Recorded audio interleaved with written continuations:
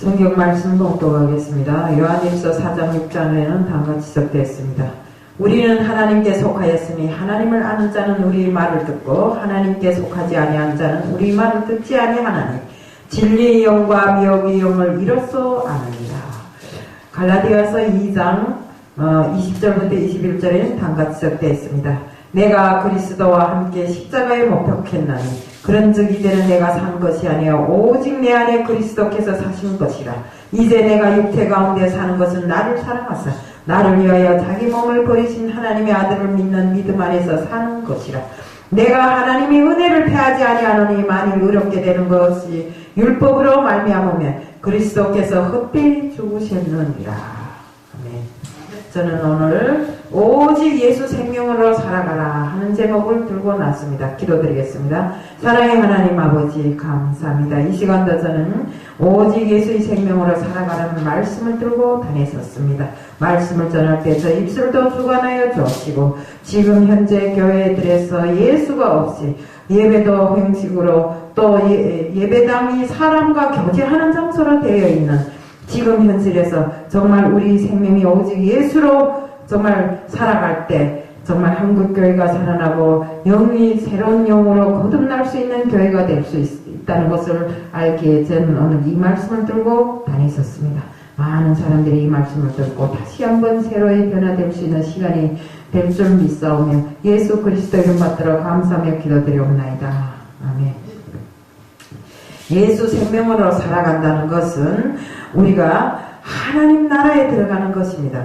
하나님 나라에 들어갈 때 하나님 영광이 임하게 되는데 그 영광 속에 임하게 되면 세상을 살아가는 존재적 이런 두려움이 없어집니다. 우리가 세상을 살아갈 때 세상이 주는 물질적인 부와 또 물질적인 고난과 그 모든 것들에 대한 두려움 또 부족함, 결핍증에 걸려서 지금 세상 사람들은 내가 남보다 잘 못 사는데 내가 남보다 못한데 이런 생각으로 우울증에 걸린 사람 정말 살아가는 게 힘듭니다. 이런 세상을 살아가는 지금 우리들 속에 솔직한 말로 우리 예수 생명으로 내가 살아간다면 부족한 것이 없이 살아가게 되는 것입니다. 왜? 예수를 알면 모든 것을 다 알게 되고 예수와 함께 있으면 우리는 부족한 것이 없고 다 가진 것을 알기에 이 세상을 창조하시고 이 세상의 모든 것을 만들어내신 것이 하나님 아버지시요. 우리가 그 아들과 함께 세상을 살아가는 것이 얼마나 풍족한가 하는 것은 우리가 누구도 다 알고 있는 일입니다.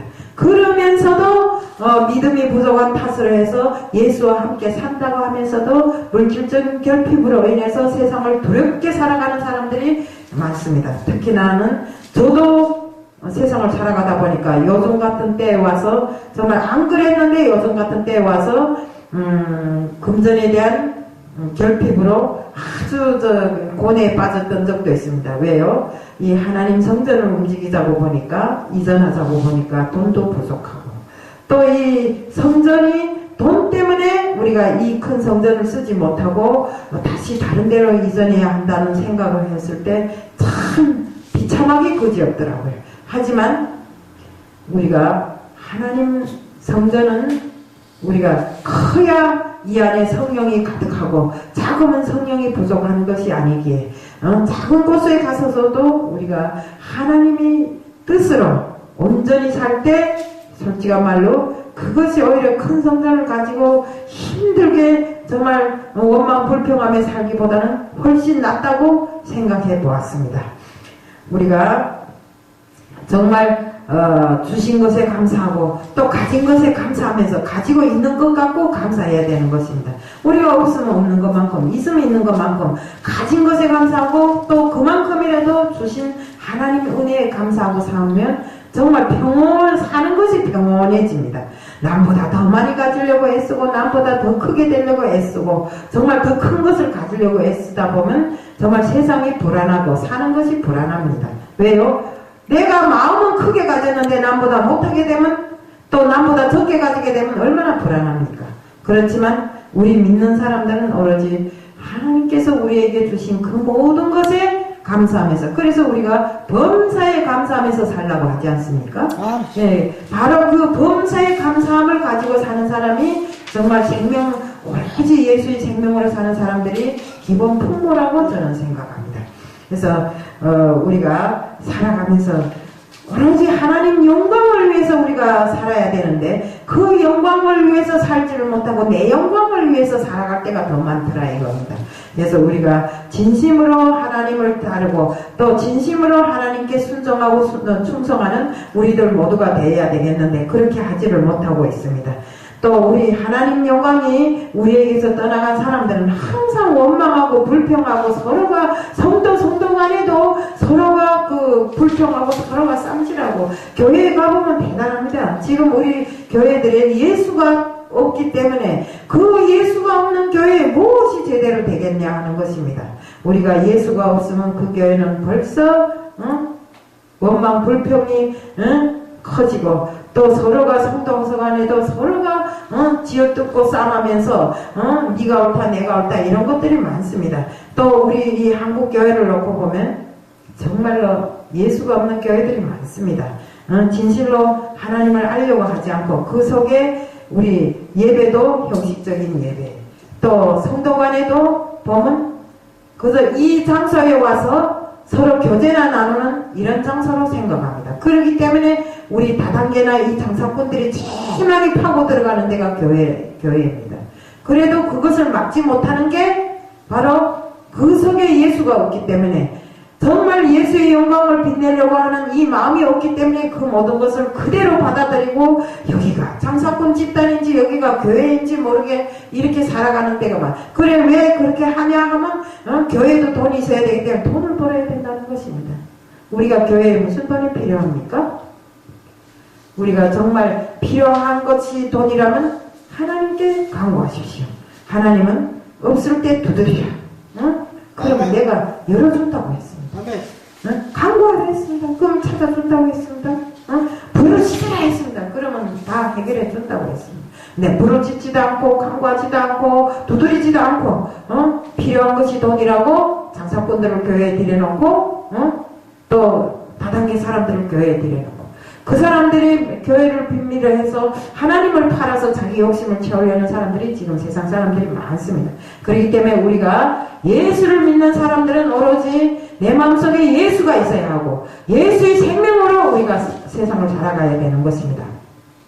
우리 사도 바울이 보세요. 디메섹으로 갈 때 눈이 멀었잖아요. 그렇게 하면서 성령을 받았잖아요. 성령을 받고 그가 정말 주님의 뜻으로 살아가면서 저는 바울이라는 그 영화를 보면서 정말 많은 것을 느꼈습니다. 그가 감옥 안에 있지만 그가 감옥 안에 있으면서도 자기가 섰는 곳이 자기가 서야 할 곳이라면 하나님께서 명령하신 곳이라면 그것이 자기 설 자리라고 하면서 그 안에서도 기쁨을 찾아야 된다 하고 정말 감옥 안에서 무슨 기쁨이 있습니까? 그래도 그는 그 안에서 기쁨을 찾아야 된다 하고 하나님이 성령으로 정말 그 감옥 안에 있는 간수장까지도 다 정말 이렇게 복음으로 돌려세우는 하나님이 믿음으로 돌려세우는 이런 역할을 하시더라고요. 이런 것을 봤을 때 우리는 감옥 같은 데 가면 뭐 죽는 줄 알고 있는데 감옥 같은 그가 복음을 전하는 복음의 장소더라고요. 이런 정말 모든 것을 놓고 봤을 때 기쁨은 오로지 주님 안에서만 기쁠 수 있습니다. 우리가 감옥 안에 무슨 기쁨이 있습니까? 그렇지만 그 속에 주님이 있기 때문에 기쁜 것입니다. 항상 우리는 마음속에 주님을 영접하고 내 마음속에 계시는 그 주님과 함께 모든 일을 정말 살아 움직이는 살아 역사하는 이런 생활로 우리가 만들어가야 되는 것입니다. 고린도후서 13장 5절에는 다음같이 적되어 있습니다. 너희는 믿음 안에 있는가? 너희 자신을 시험하고 너희 자신을 확증하라. 예수 그리스도께서 너희 안에 계신 줄을 너희가 스스로 알지 못하느냐? 그렇지 않으면 너희는 버림받은 자니. 하나님 나라에 들어가면 우선은 내 안에 주님이 계신다는 걸 본인 자신이 알게 됩니다. 인간이 주는 기쁨은 세상을 죽이는 기쁨이지만 우리가 주님 안에서 기쁨을 받았을 때는 그는 영원한 기쁨입니다. 예수 안에서 교제하며 사귀고 또 예수 안에서 함께 죽고 예수님과 함께 사는 체험을 우리가 해야 되는 것입니다.